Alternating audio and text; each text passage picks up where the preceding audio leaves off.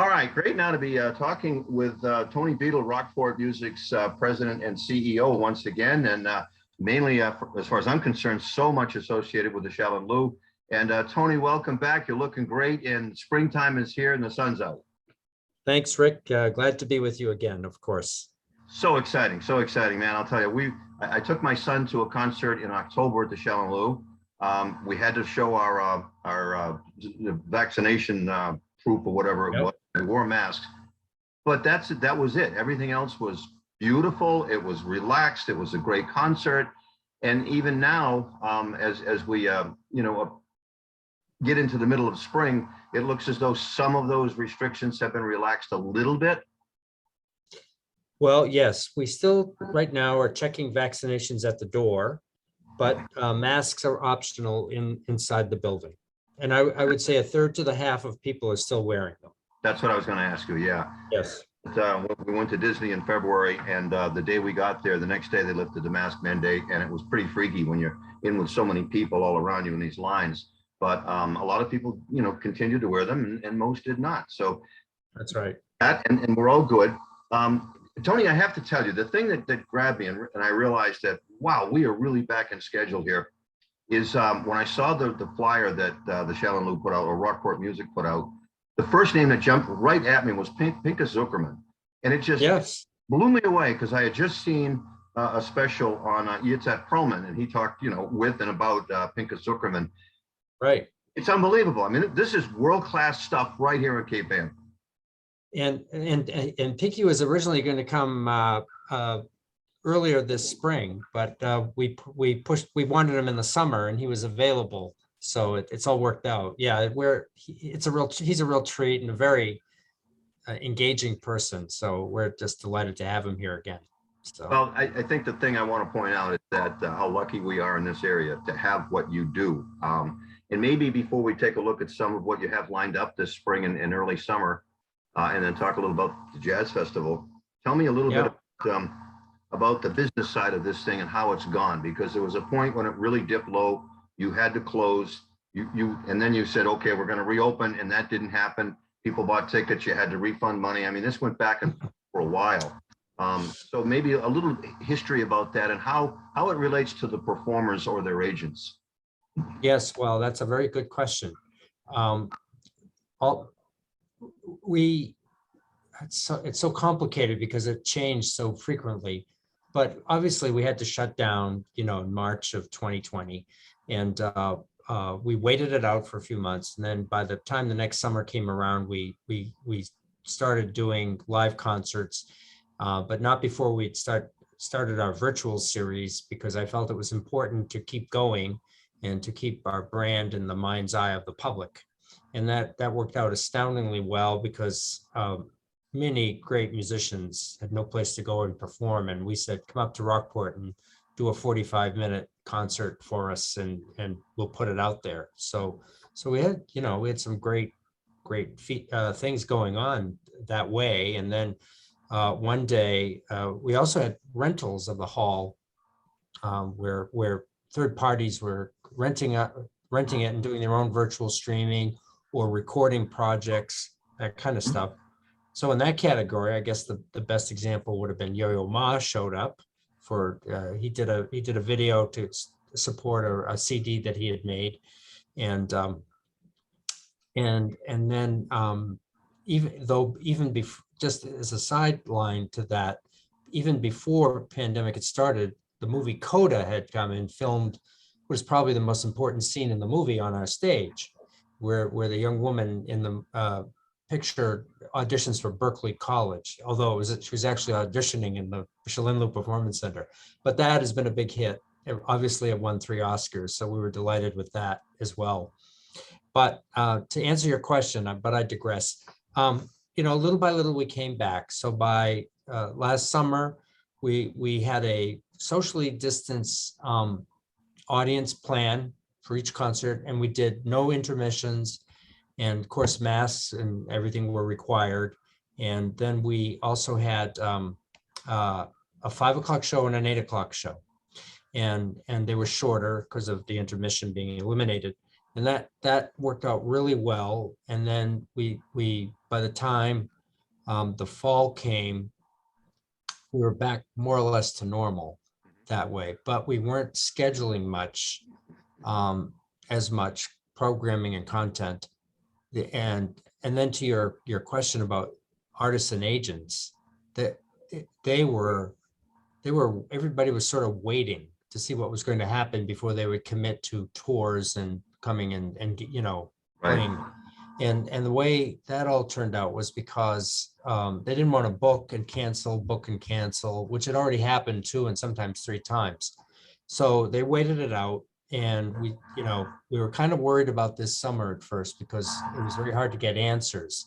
And then suddenly the dam broke, and we're getting replies and routings, and it's all worked. So what you see in our summer brochure is I think it's one of our most incredible seasons ever, and that's because A, everybody loves to perform here, and B, they're all fully fledged again, you might say, and flying. Yeah, and I think that's you described aptly what I was suspecting, and the fact that you still had, I forgot about the virtual concerts that you had, and that Yes. keeps going too. It's just it kept the name out there, but also kept the performers out there, and people enjoyed them. That's right. The interesting thing about that, Rick, is that when it started, we weren't the only venue to be doing that. And everybody was into virtual. And of course, all these consultants, they're always hovering around and they're saying, are you ready for the new normal, which is going to be virtual programming all the time and everything. But I think a lot of people in my industry and my colleagues felt that while an element of streaming is here to stay, it's not going to take over the live music business anytime soon. And Tony, that's the good news. live music, sitting in the theater, sitting in a performance center. You can't. I don't care what kind of sound system you have with your computer at home. There's nothing It's not the same. like a No, live performance. no, that's right. In person. That's right. That ain't going away. It's been around for a couple thousand years. So Right. we got to keep. Right. I'd say, many of our virtual concerts, they've done well with attendance at the beginning, but then as sort of they became a regular thing, not many people were tuning in. Really? And Okay. and when we arranged with the artists to have ticket sales and then have a deal for them so they could make some more money on the virtual things. Those some did well, some did not. Interestingly, I think our biggest seller of all was Christmas Celtic Sojourn of Christmas of 2020. So, and it was produced here and recorded and then put on sale, and that was pent up demand, I guess. People were getting their live Celtic music. I'm in awe of what you and all your staff do. It just, again, I'll say it again. We're so incredibly lucky to have this here in Cape Ann. Let's get to some of the stuff that's coming up because, as you say, the gates have opened. You have a booklet out. Everything's online here, and you have amazing, very eclectic acts coming up and performers, and just such a variety. That's right. And the first thing that, kind of boggles my imagination is Judy Collins is among the first to come this one. She's going to be here in about a week. And she's still out there and performing. I'll just tell you, she's a lovely person. It's a real treat when she's here, and very nice and cordial and takes time with everybody. And she, we're all living our youth again when she's on stage. Yes, indeed, man. So, I hear her voice. Yeah, it's a clear. Yeah, that's right. That's right. Absolutely. So, as I look down the list, we have incredible vocalists and singers. We have Kate Edmondson, Tierney Sutton. We have people like a lot of guitarists. We have Frank Vignola and John Jorgensen, Gil Gutierrez Trio. We have Jonathan Edwards and John Puzet Dart. This is all in May and June. we have a comedian coming here, which we don't do very frequently, and that's Justin McKinney, and then Carlo Bonoff. So there's a lot going on even before the summer officially starts. Yeah, there's And another one, Carlo Bonoff. Yep. Okay. yeah, Wow. well, so in, we are, the Chamber Music Festival starts in the beginning of June and goes to the beginning of July for 4 weeks, and then it does a little tail of 2 or 3 concerts in August, and we have some great artists there as well. And as you pointed out, Pinka Zuckerman is coming, and we have Don Upshaw coming and performing a new piece, and we have Marc-Andre Hamlin. Marc-Andre Hamlin's one of the greatest pianists in the world, classical pianist. He lives in Waltham. He's close by, and he's a very good friend of Rockport Music. We love him. And he's playing with a Viano Quartet, which is a new and upcoming string quartet, and they've been here before, and this is their second time.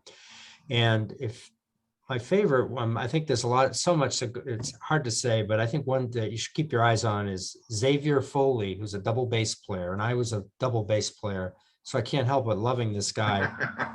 And as I say, this is the reason why I quit playing, because this man is a virtuosic master, composer, performer, and just a great guy to have around. So he's coming again. He was here last summer. So we also have Brentano String Quartet. They're good friends. Dover Quartet. This is all the classical meat and potatoes. They're playing a lot of Beethoven, Brahms, Schubert, all of that. But there's a lot of new composers and forgotten composers of color that we have in our season as well. So we've paid some attention to that as in our programming. I think one thing I want to have you emphasize again is not only the fantastically beautiful venue that Shalin-Liu offers, but also the sound. I talked a little bit about that earlier, and I saw the concert I went to was Justin Hayward, but Mike Dawes plays guitar, and the sound. I remember going to Great Woods where they had these amplifiers that were 50 feet high, and just could knock the windows out of cars. But the sound at Shalin-Liu, this was a semi-rock concert. The sound is fabulous, and even when Mike Dawes was going acoustic, it's tremendous. So I would like for you once again to mention the beauty of the acoustics in that building. Well, thank you for bringing that up.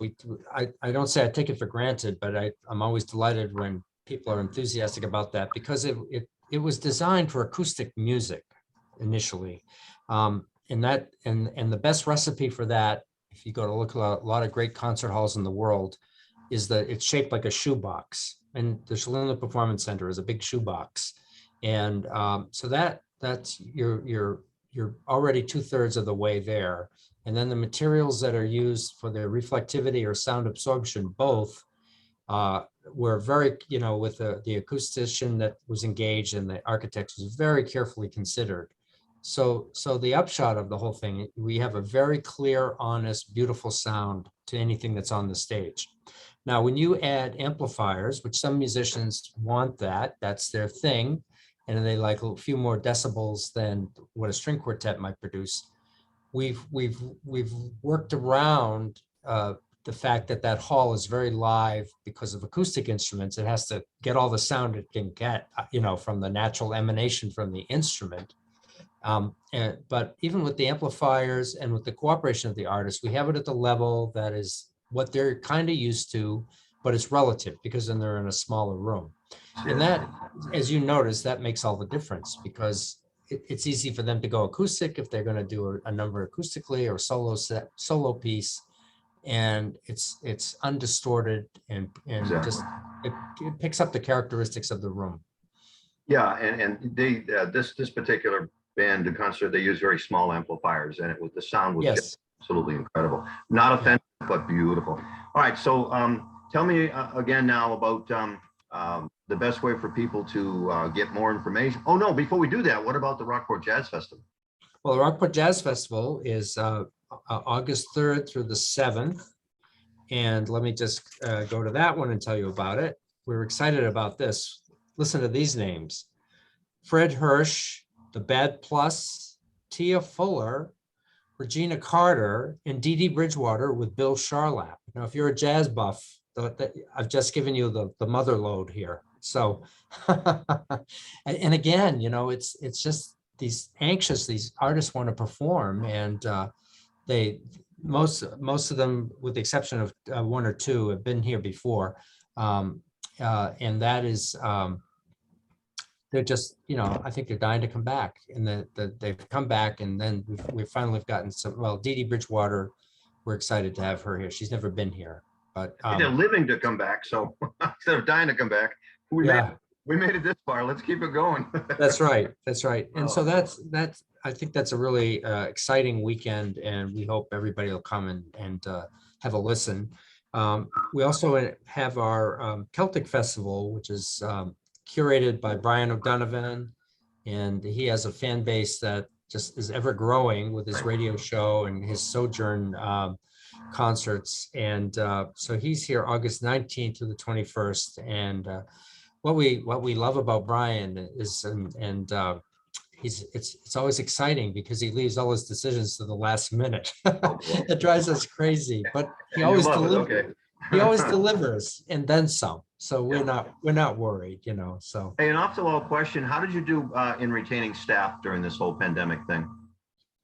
We, when it started, for about March through July, we had to, we didn't furlough anyone 100%. We all had everybody furloughed from 1 day up to 4 days a week, depending on your role in your job. And we continued to pay health insurance for the staff too. So, oh, wow. I think it worked out pretty well. So that way, and then in June and July, we brought people back, and then by July we were all full time again. That's great. That is so great, and it's such a gem. Okay, it froze on me. As we wrap this up, the best way for anybody, how do you get tickets? How do we go? I presume we just go to the website and everything's on there. Rick, there you go. You're all right now. Okay, yeah, we froze for a minute. I was just actually frozen this end too. Just the best way to find out more would be just to go online, I presume, or make a phone call. Go online. And one thing quickly I didn't mention was in the August, we sort of flipped back to popular music after the classical chamber music series is over. So here are some names for you.